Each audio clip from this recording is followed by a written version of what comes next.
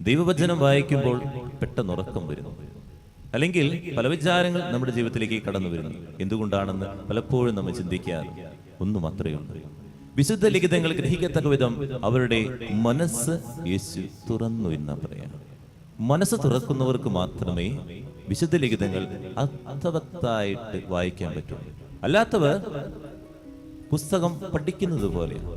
മനസ്സ് തുറക്കുക എന്ന് പറഞ്ഞാൽ ഇത് കൃപയാണ്, കർത്താവ് തരുന്ന കൃപയാണ്. ആ കൃപ ലഭിക്കുന്നവർക്ക് വചനം വായിക്കാൻ പറ്റും. അല്ലെങ്കിൽ പല വിചാരം ഉണ്ടാകും, ഉറക്കം വരും, കുറെ വായിച്ചു പോകുന്നു, ഒന്നും മനസ്സിലാക്കില്ല.